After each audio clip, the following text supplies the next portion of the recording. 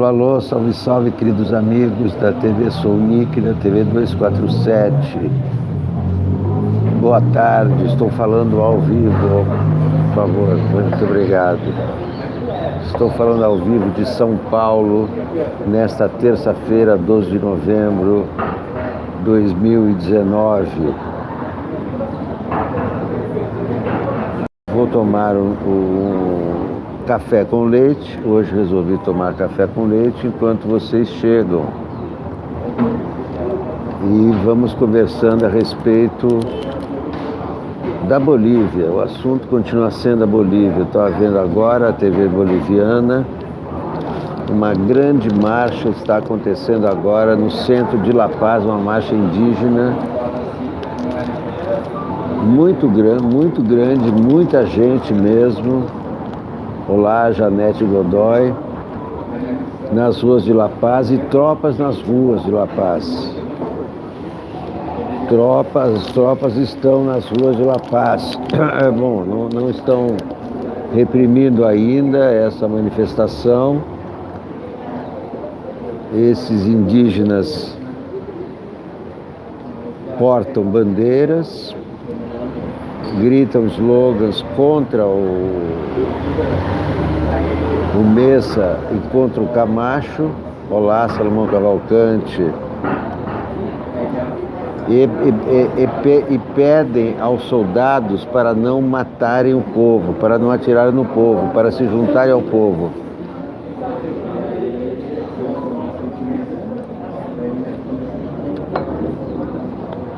Pede aos militares para não se juntarem a Mesa e Camacho.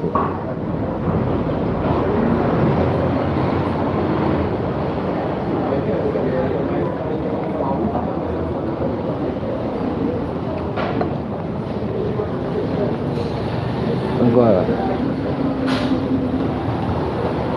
no Senado,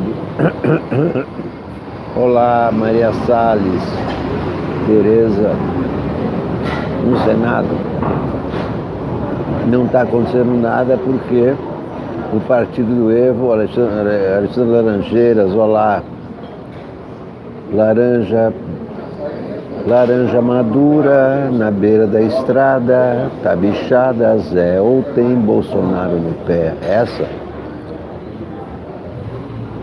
O partido do Evo, que é o MAS, Movimento ao Socialismo, tem 2/3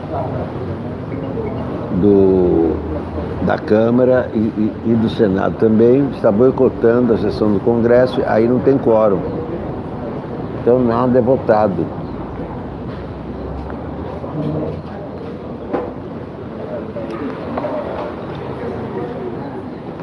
Enquanto não é votada a renúncia do Evo,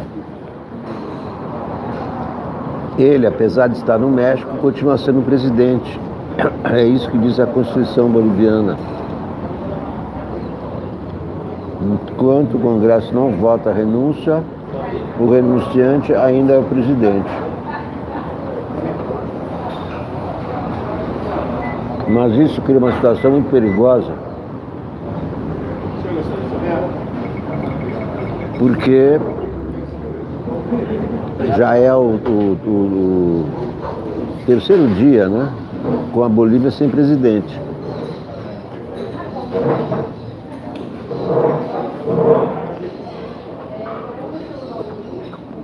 E numa dessas vem os militares e assumem.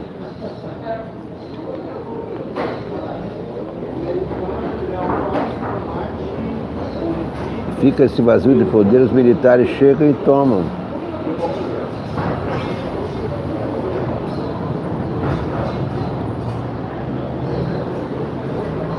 Pois é, né, Valéria? Entre o Haddad e Bolsonaro, comparando os dois, os brasileiros preferiram Bolsonaro, veja só.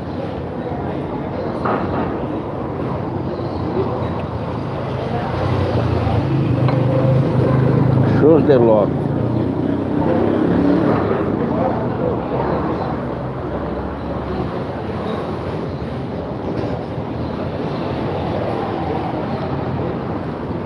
Então, em La Paz agora, as tropas estão na rua, blindados, caminhonetas, tanquetas.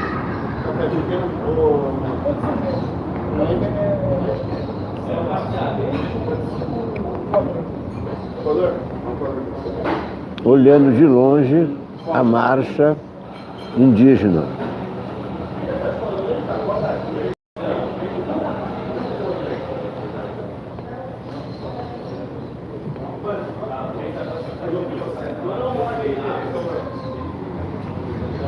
A marcha pacífica,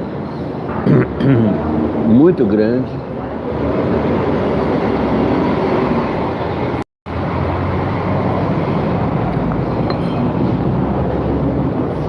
Os indígenas inconformados com essa situação na Bolívia, com essa renúncia. E, claro, querem a volta do Evo. O Evo já chegou ao México. Ele e o vice dele. E mais uma ministra também.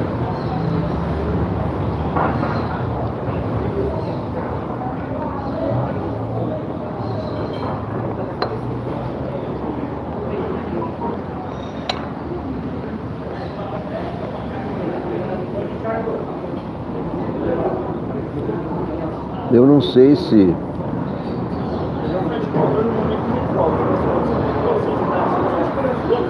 os aliados do Evo no Congresso estão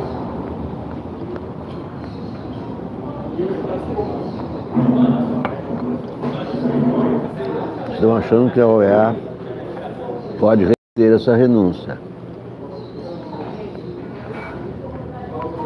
O que forçada por militares.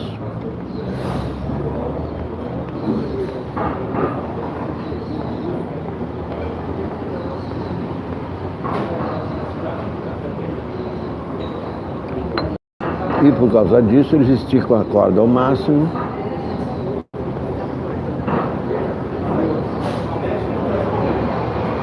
para ver se a OEA resolve pedir a volta do Evo, porque houve uma ruptura constitucional, os militares não deixaram o Evo terminar o governo.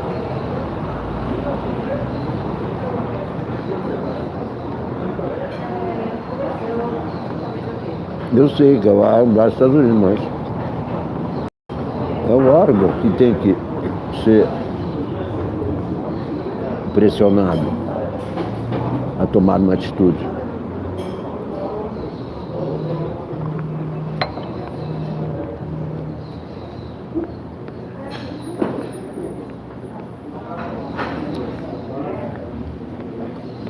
A OEA, inclusive, declarou que não quer nenhuma saída fora da Constituição.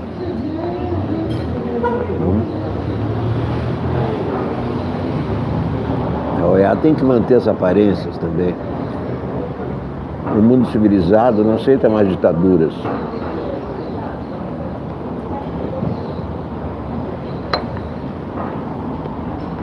Novas ditaduras, mais ditaduras.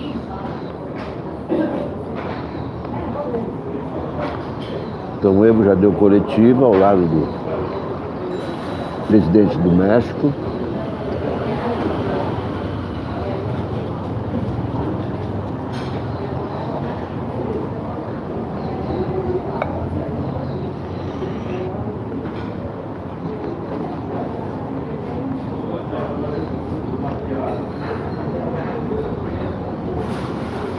E no Congresso continua esse impasse. Agora, essa viagem do Evo para o México foi complicada, porque vários países, inclusive o Brasil, impediram que o avião do Evo sobrevoasse o seu território. Imagina, espaço aéreo. Bolsonaro impediu que o avião que estava, Evo Morales, o avião da Força Aérea Mexicana, passasse no espaço aéreo brasileiro. Peru também, Equador também não negou a permissão. Então foi complicadíssima essa viagem do Evo até o México. Mas finalmente chegou ele e o vice dele, e agora essa movimentação em La Paz, no dia da renúncia do Evo, que foi domingo, houve manifestações a favor da renúncia do Evo nas ruas, E hoje uma manifestação gigantesca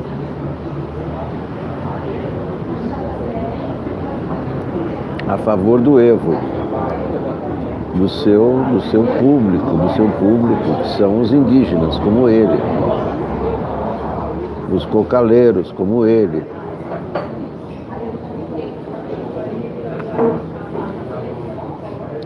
Os indígenas fazem uma manifestação pacífica, evidentemente que não iam fazer uma manifestação com armas, sabendo que as tropas já estão nas ruas de La Paz. Mas já houve um incidente, quer dizer, ali um senhor contrário ao Evo, de repente foi lá e cismou de encarar essa manifestação indígena e foi afastado para não ser linchado, que é como soltar um palmeirense na torcida do Corinthians, ou vice-versa, ou Flamengo com Fluminense, essas coisas, né? Então, claro que pode haver provocações do outro lado, e as tropas estão ali, observando, né? E o Congresso não consegue votar a sucessão do Evo Morales, porque o MAS, que tem 2/3 do Congresso, está boicotando, não compareceu. Não comparece, não tem quórum, não se vota e continua vazio de poder. E todo historiador sabe, todo cientista político sabe que vazio de poder não existe, poder ocupado. O grande perigo é que os militares assumam esse poder, já que não tem ninguém. Já que foram eles que mandaram o Evo Morales embora, já que foram eles que mandaram o Evo Morales embora, de repente eles percebem que os políticos, que os civis não conseguem resolver a situação, de repente eles vão lá e assumem. Então,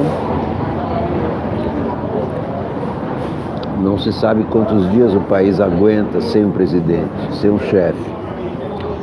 O que está acontecendo é que os militares, Leonardo, pacificação na Bolívia está difícil, porque os correligionários do Evo Morales não aceitam a renúncia dele. Ele só renunciou porque estava jurado de morte. Ele, o vice dele, ia morrer se não saísse da Bolívia. Tanto que a primeira declaração do Evo Morales ao chegar foi: vocês salvaram a minha vida. Agora, os correligionários, Evo está no México, mas os correligionários dele estão lá na Bolívia, e agora estão fazendo uma grande manifestação. Uma manifestação pacífica não pode ser reprimida.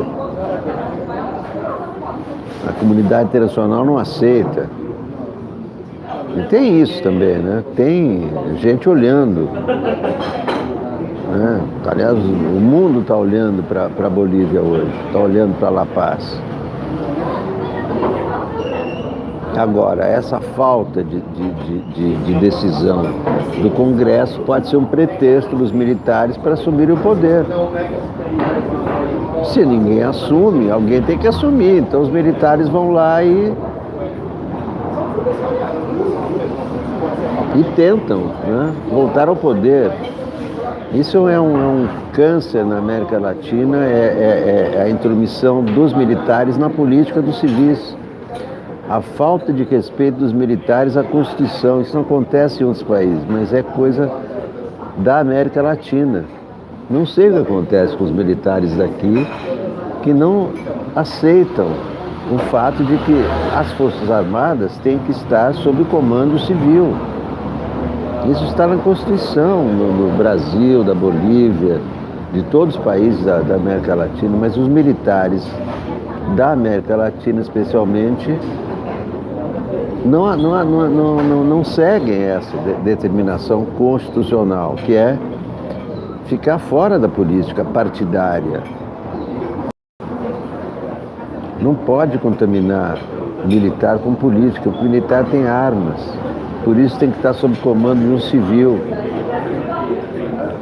Senão é muito poder demais para os militares.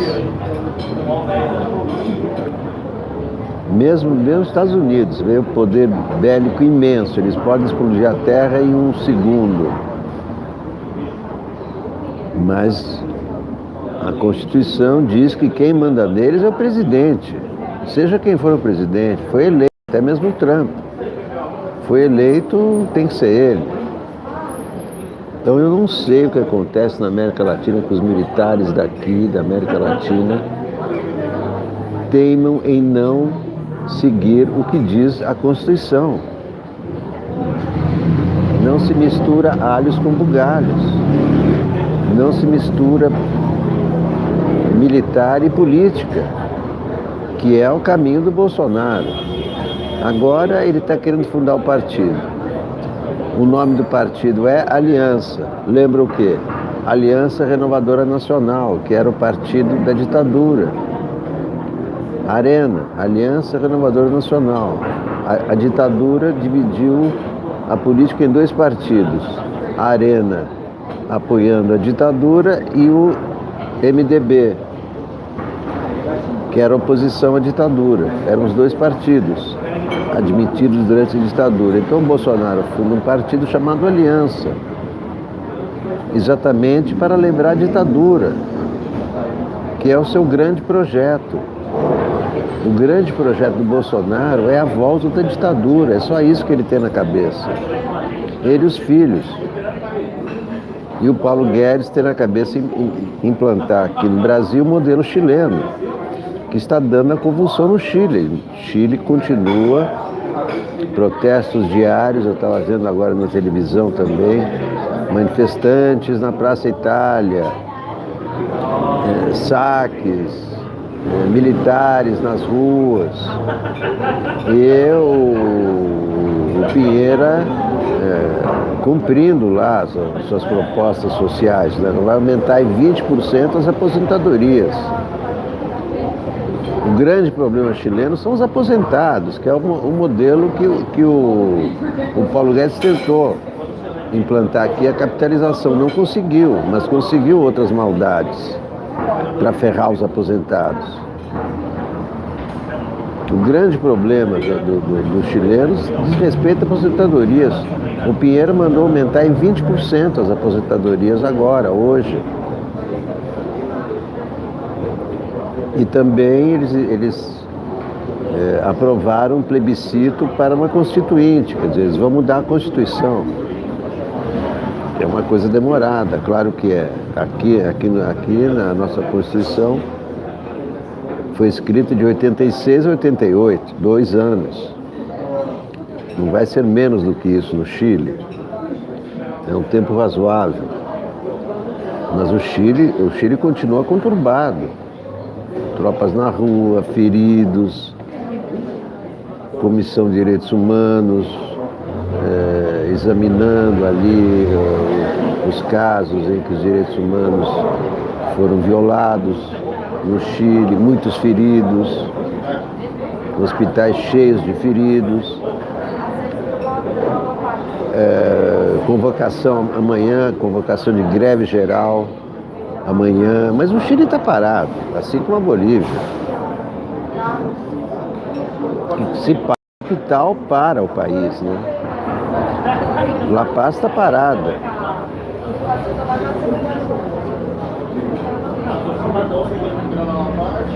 Olha, Valéria Dias, os militares não estudaram nem foram treinados para governar, e sim para ficarem abaixo do poder civil e cuidar das nossas fronteiras, defender o país em caso de ataque e outras missões, como o Exército cumpre tão bem, Exército, Marinha Aeronáutica.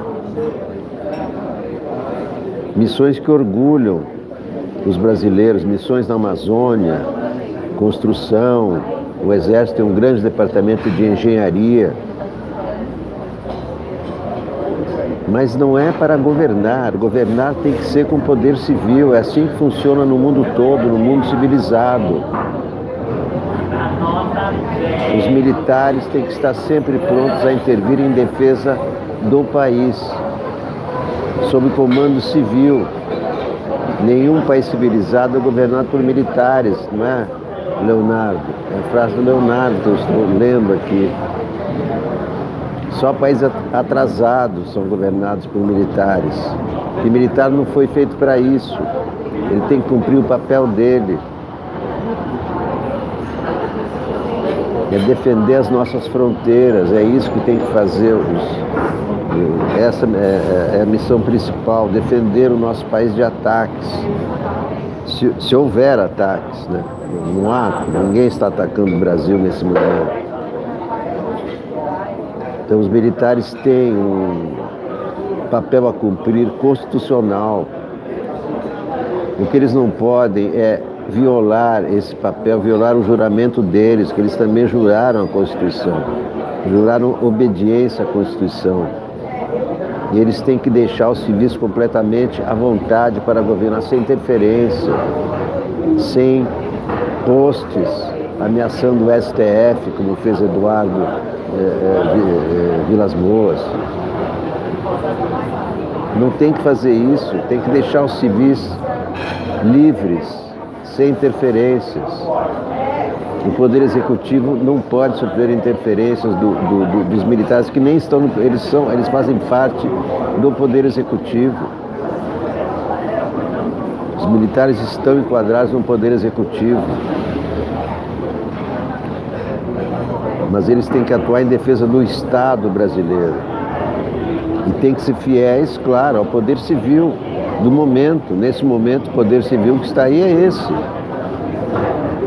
Então os militares devem obediência a esse poder, mas é claro, dentro da Constituição. Se o Poder Civil instar os militares a alguma atitude que contraria a Constituição, eles têm que desobedecer.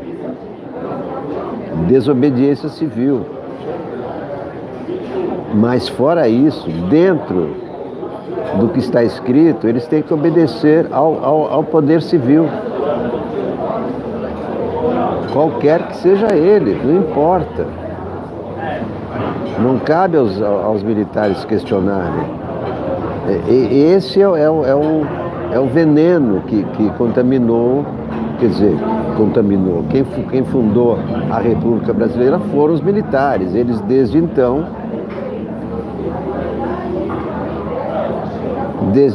eles se consideram tutores do Estado. O primeiro governo republicano, que aliás será festejado daqui a 3 dias, né? 130 anos da República, o primeiro governador da Fonseca foi uma ditadura, estado de sítio. Em 2 anos ele caiu fora. Entrou Floriano Peixoto, outra ditadura.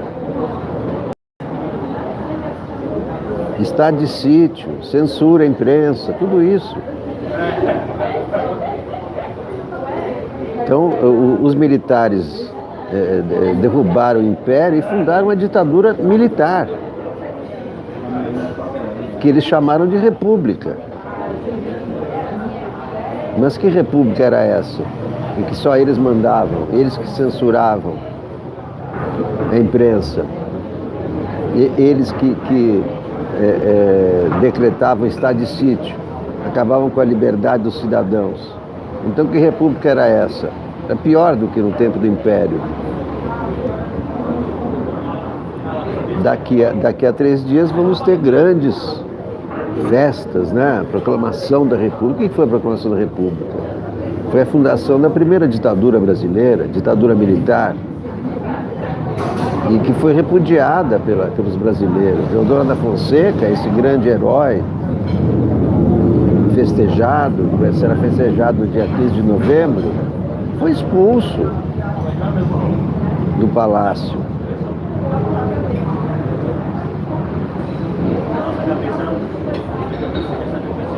Olha, eu estou vendo aí uma mensagem que é: vovô, despertem, só a guerra mundial mudará o mundo. Nada de guerra mundial aqui.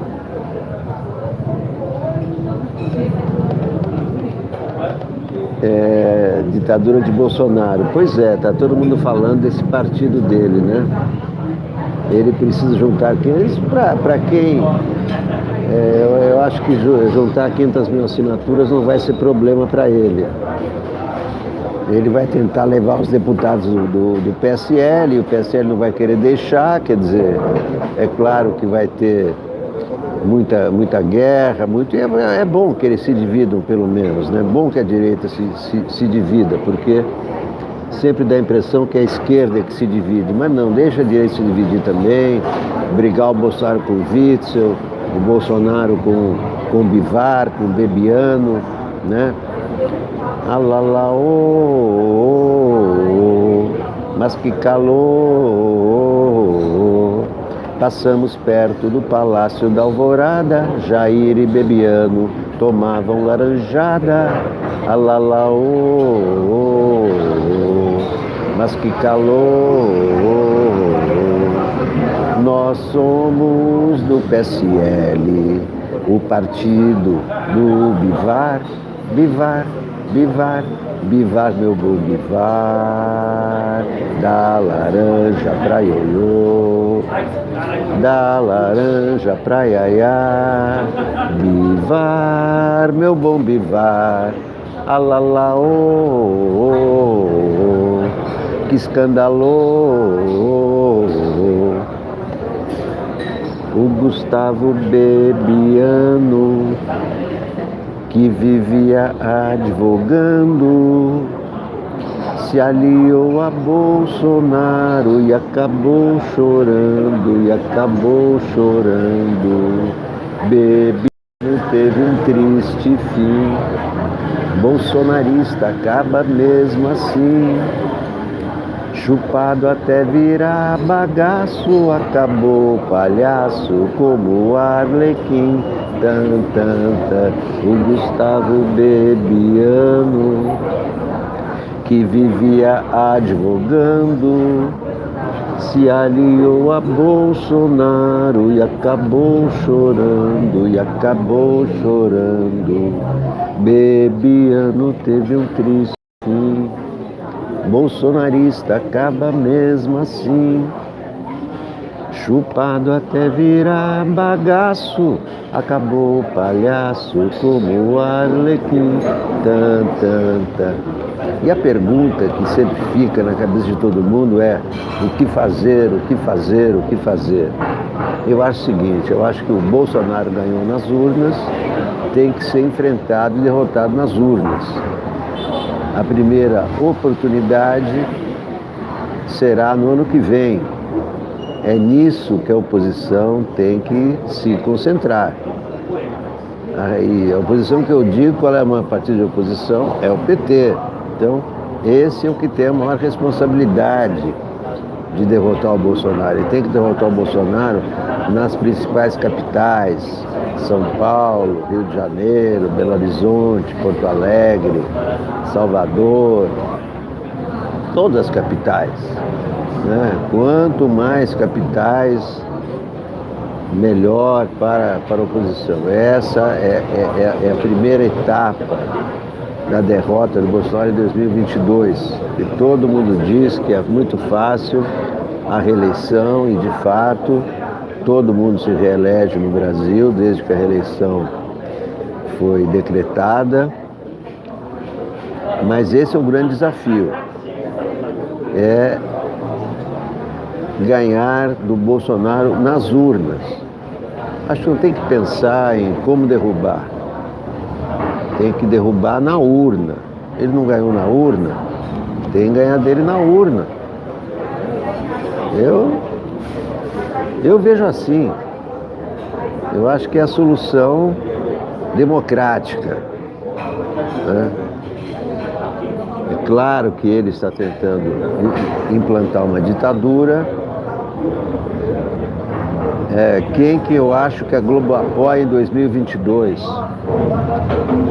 Olha, é o seguinte, a Globo apoiava no tempo do velho Roberto Marinho, apoiava candidatos. Atualmente, eu acho que a última vez que a Globo apoiou alguém foi o Collor. E aí caiu do cavalo, porque ele teve que renunciar em 2 anos por corrupção. Daí para frente, a Globo nunca mais apoiou ninguém. Eu não acredito que a Globo vá apoiar alguém explicitamente. A última vez foi com o Collor. A Globo ajudou o Collor, né, naquele último debate com o Lula. Dizem, né? Sei lá. Mas a edição daquele último debate foi favorável ao Collor, né? Eu não acredito que ela vai apoiar o Bolsonaro, porque o Bolsonaro quer destruir a Globo, quer colocar a Record no lugar da Globo. Então, jamais a Globo vai apoiar o Bolsonaro, mas eu não acho que vai apoiar alguém. A Globo não vai apoiar ninguém. Ela vai ficar neutra, porque ela não tem interesse em apoiar. Isso são as TVs como o SBT que faz isso, a Record faz isso, né? Tanto que já ganharam as maiores fatias de publicidade do governo, a Record e o SBT, e a da Globo caiu. Apesar de ela ter a maior audiência, o governo deixou a Globo, diminuiu a verba publicitária para a Globo de 39% para 19%, uma coisa assim. E não sei se por causa disso, mas a Globo está demitindo uns 100 profissionais, pelo menos, né? Eu acho que tem a ver.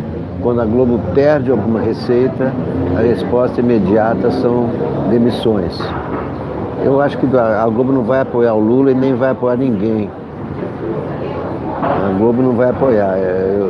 A última vez que a Globo apoiou alguém foi o Collor, em 1989, e deu no que deu. Então, acho que a Globo não se aventura mais, e naquela época o Roberto Marinho estava vivo ainda. Quando assumiram os filhos, acho que não teve mais esse negócio de apoiar alguém. Tanto que o Lula foi eleito, a Globo não fez campanha contra o Lula durante as eleições. Não me lembro se deu menos espaço, mas Lula se elegeu com o Globo, se reelegeu com o Globo, a Dilma se elegeu com a Globo. Então eu acho que a Globo não vai ter nenhum candidato em 2022. E cabe às oposições dar o primeiro passo nesse degrau para ganhar em 2022 no ano que vem. Então é isso que eu acho que deve ser a grande preocupação da oposição, a oposição se unir, né? O Lula dar um jeito de reunir essa turma, agregar todo mundo, para enfrentar o Bolsonaro com força, porque ele vem forte também. Ele vai conseguir montar esse partido, esse tal da aliança, o partido da ditadura, porque 500 mil filiados, 500 mil assinaturas ele vai conseguir em uma semana. Com as redes sociais, com essa patrulha digital que trabalha para ele, isso aí ele vai conseguir rapidinho. E ele vem com força. Então a oposição tem que ter o juízo de reunir todo mundo, né? De não facilitar, de não enfrentar assim um contra um. Tem que juntar, o Ciro tem que parar de agredir o Lula, que não tem nada a ver agredir o Lula, ele não ganha nada, ele só ajuda o Bolsonaro quando agride o Lula. Então acho que o Ciro Gomes tem que tomar juízo também, parar de agredir o Lula, melhor não agredir ninguém. O que ele ganha agredindo o Lula? Só ajuda o Bolsonaro. O que acrescenta a ele agredir o Lula? Quem está no poder é o Bolsonaro, não é o Lula. Para que agredir o Lula? É um equívoco. Eu acho que ele deve parar, deve tomar juízo e e se juntar ao Lula. O Lula é o maior político brasileiro. O PT é o maior partido, não há nenhuma vergonha em a oposição se aliar ao maior partido. Aliás, não é só questão de vergonha, é questão de bom senso e lógica. Os vagões têm que vir depois da locomotiva. Se o PT é o maior partido de oposição, é por algum motivo, né? Porque esteve na presidência 4 vezes, teve governos, tem a maior bancada até hoje no Congresso. Então, acho que faz sentido os partidos de oposição seguirem o líder no caso é o PT, seguirem o Lula. Agora o Lula tem que dar um jeito também de conversar, né, até com pessoas ali que, né, ele tem que conversar até com o Ciro. Quer dizer, o Ciro tem que baixar a bola. Tem que baixar a bola. Não adianta nada ficar batendo no Lula. O que ele faz com isso? Ajuda o Bolsonaro. Vai agora ajudar o Bolsonaro? A troco de quê? Não ganha voto, não ganha nada. O que ele ganha com isso? Então, eu acho que tem que ter juízo, tanto o Ciro como as oposições, para infringir uma grande derrota ao Bolsonaro. Se ele não for derrotado por uma boa diferença em 2020, vai ficar difícil derrotar em 2022. E tem o seguinte, esse regime autoritário que ele tenta implantar vai ser implantado aos poucos. Quanto mais tempo ele ficar, mais rapidinho chega esse regime autoritário dele. Por isso que é conveniente derrotá-lo nas urnas primeiro em 2020, depois em 2022. Bom, meus queridos amigos, é isso que eu queria conversar com vocês. Obrigado por assistir a TV Sounic. Por favor, compartilhem. Por favor, se inscrevam no canal. Já estamos com 8.000 inscritos. Muito obrigado a todos por se inscreverem. Eu faço vários programas ao dia, sem hora marcada, mas pelo menos 2 ao dia. E quando possível também faço um programa à noite.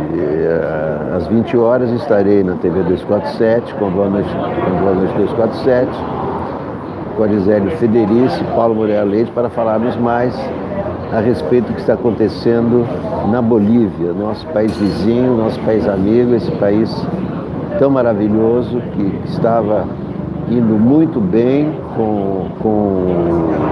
Ô Marcos, você está achando que foi Drops? Bom, 40 minutos de programa, você quer que eu fique mais um pouco?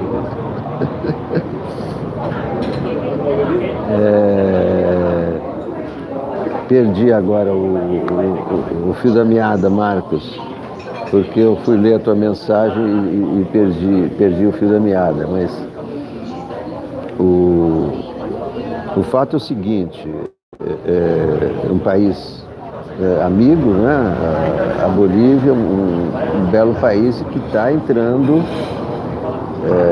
numa espiral, numa escalada autoritária violenta, né? Uma escalada autoritária violentíssima. E é preocupante o Congresso não resolver a questão entre os políticos. É preocupante. Quer dizer, o MAS, que é o partido do Evo Morales, tem no Congresso, tem 2/3, não compareceu hoje, não compareceu, não houve quórum, né? Todos faltaram, pronto, não tem quórum, não se vota. Enquanto não se vota a renúncia do Evo Morales, não tem governo. Porque, segundo a Constituição, a renúncia só é válida depois que é aprovada pelo Congresso. E pode ser rejeitada, inclusive, mas o partido do Morales nem compareceu, então não deu quórum. Então hoje já é terça-feira, domingo Evo renunciou, ninguém assumiu no lugar dele, segunda-feira ninguém assumiu, terça-feira ninguém assumiu. É o terceiro dia do país sem governo. Uma situação anômala. Não existe vazio de poder, alguém ocupa esse poder. E quem está mais próximo de ocupar esse poder são os militares. Os militares é que afastaram Morales. E só não assumiram por enquanto porque estão esperando os civis resolverem o problema. Se os civis demorarem a resolver, não sei o que vai acontecer. Isso pode ser um pretexto para os militares. Olha, eles não resolveram, alguém tem que comandar o país não pode ficar acéfalo, então vamos assumir nós, eles vão dizer que é provisório, etc., vão convocar eleições, sabe-se lá o que vai acontecer. Sabe-se lá o que vai acontecer na Bolívia. É uma situação que já vem vindo há 3 semanas, com o estímulo à violência comandado pelo Beto Salu. Era Beto Salu, aquele personagem do Dias Gomes, o fanático. Beto Salu. Então esse é um Beto Salu, que ele vai, deixa a Bíblia nos lugares, está com o rosário na mão, fala em nome de Deus e tal. É um fanático do Apocalipse, esse Luiz Fernando Camacho. Então esse cara incendiou o país, 3 semanas incendiou o país. O Mesa participa de tudo isso. Domingo eles saíram às ruas com bandeiras, festejando a renúncia do Evo, ingenuamente, porque qualquer renúncia provoca uma ruptura. Não é nada a ser festejado. Com a renúncia do Jânio, a renúncia do Jânio em 61, 25 de agosto de 61, abriu uma crise política imensa no Brasil, que desagou em 64, com a ditadura militar. Então não é uma coisa simples, elementar, uma renúncia do presidente e do vice. Esse é o mais grave, do presidente e do vice. E uma renúncia forçada pelos militares. O general, o comandante das Forças Armadas, foi à televisão e sugeriu a renúncia do Evo Morales. Então, em vez de estar submetido ao poder civil, o general comandou o poder civil. Diz, olha, se afaste, Evo Morales. O Evo Morales, para evitar consequências piores, renunciou, mas não evitou as consequências, porque continua a violência comandada por esse Beato Salu, né? Não é Beto Salu. O Beato Salu, que é o tal do Camacho, continua as estradas bloqueadas.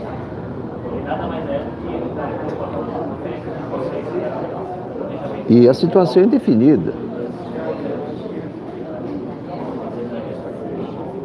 Situação delicada. Elza Soares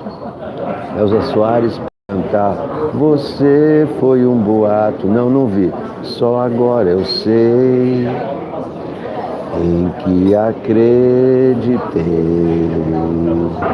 Andou de boca em boca no meu coração, até um dia destruir minha ilusão. Você foi um boato que virou saudade. Todo boato tem um fundo de verdade. E tem uma outra dela que é assim, que é do tempo que ela era casada com Mané Garrincha. Proibiram porque o romance deles foi criticadíssimo pela imprensa, porque o Mané Garrincha era casado, tinha 7 filhas. Então como é que a Elza Soares rouba, né, o pai de família, aquela coisa babaca e carola, né, dos anos 60. E aí a Elza gravou o seguinte: proibiram que eu te amasse, proibiram que eu te visse, Proibiram que eu saísse ou perguntasse a alguém por ti. Proíbam muito mais, preguem avisos, fechem portas, ponham guizos. Nosso amor perguntará, e daí, daí? Daí, por mais cruel perseguição, eu continuo a te adorar, ninguém pode parar meu coração, que é teu, todinho teu, que é teu, todinho teu. Proibiram que eu te amasse, proibiram que eu te visse, proibiram que eu saísse ou perguntasse a alguém por ti.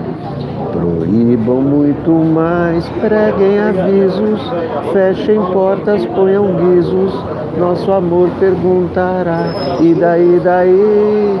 Daí, por mais cruel perseguição, eu continuo a te adorar, ninguém pode parar meu coração, que é teu, todinho teu, todinho teu. Elza Soares era perseguida nos anos 60 porque namorava uma Mané Garrincha. Era perseguida pelos paparazzi. Como é que é possível destruir uma família? Só que a escolha do Mané Garrincha, né? O Mané Garrincha se apaixonou pela Elza Soares. O que vai fazer, né? Aí saiu de casa para morar com a Elza Soares, como fazem os casais apaixonados, né?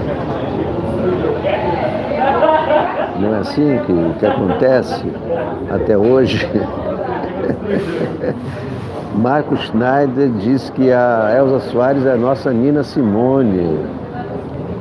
Pois é, fundamentalismo e democracia são incompatíveis. Então, um dos grandes problemas no Brasil são as igrejas evangélicas, eu acho, que tomaram conta dos meios de comunicação, na televisão, no rádio, e fizeram a cabeça de milhões de brasileiros. Em país civilizado, essas igrejas não entram. Vai ver na Suíça, se permite, igreja evangélica. Vai ver na Rússia de Putin, se o Putin permite. Igreja evangélica não permite. São charlatães, são expulsos da Rússia. Não foram permitidos na Rússia. Isso estragou muito o Brasil. E já vem vindo há muito tempo, né? 30, 40 anos fazendo a cabeça, fazendo aquela lavagem cerebral nas pessoas que dão aquele dinheirinho e tal, achando que vão ser felizes. E não, ficam só mais pobres, né? Mas eu acho que tem muita responsabilidade essa onda. Opa, Marco Schneider, um abraço para o senhor Elias Corren.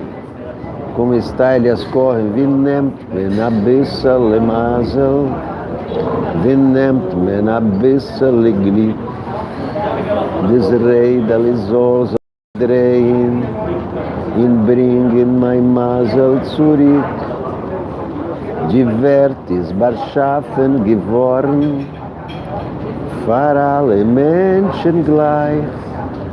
Wie nimmt man a bissele, noch schon a bissele, wie nimmt man a bissele Glück? Wie nimmt man a bissele Masel, wie nimmt man a bissele Glück? Des Räder soll sich schon drehen, ihn bringen mein Masel zurück. Die Welt ist beschaffen geworden, für alle Menschen gleich. Wie nimmt man a bissele, noch schon a bissele, wie nimmt man a bissele Glück? Nós estamos falando aí do DPVAT, eu não sei, esse presidente da República, o que ele é? Tabelião? Isso que me deixa invocado com esse presidente, que ele se mete em tudo. Esse negócio do DPVAT, a gente tem que resolver, são instâncias inferiores lá, os departamentos de trânsito, não o presidente da República. O presidente da República se preocupa com o DPVAT. Isso é um insulto ao cargo, né, de presidente da República. O presidente da República tem que estar preocupado em resolver outras questões, né, geopolíticas, o posicionamento em relação ao que está acontecendo na Bolívia, estudar muito bem o caso da Bolívia, verificar o que está acontecendo.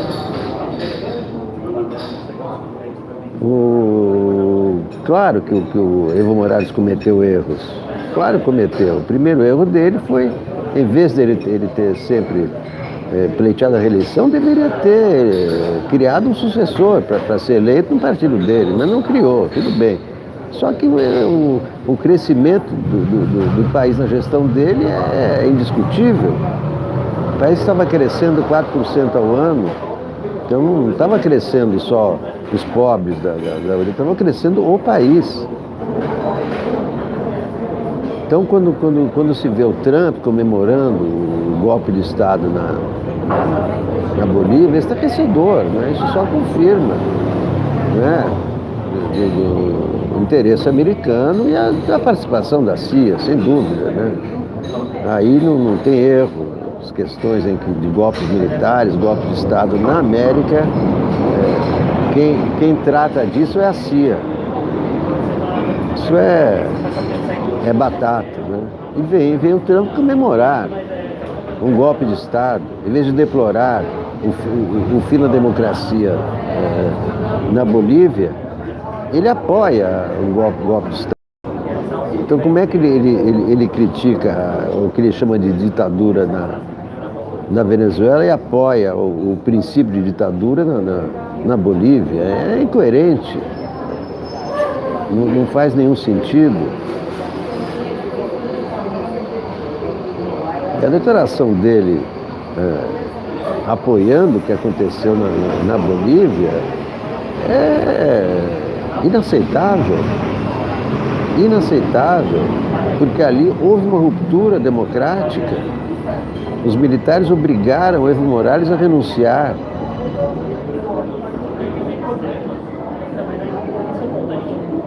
Isso ficou absolutamente claro. Preocupante o apoio do Trump ao golpe de Estado. Sabia-se que havia participação, mas quando ele explicita isso, não tem vergonha de explicitar, não vê nenhum problema em explicitar o seu júbilo com o golpe de Estado, com a possível implantação da ditadura na Bolívia. Isso tem que ser repudiado por todos os democratas. Agora, o Trump, por mais que não goste de democracia, não consegue derrubar a democracia nos Estados Unidos, onde até as crianças conhecem e respeitam a Constituição e sabem o valor da Constituição. Então, nos Estados Unidos ele não consegue romper a democracia, mas tenta e apoia autocracias no mundo afora.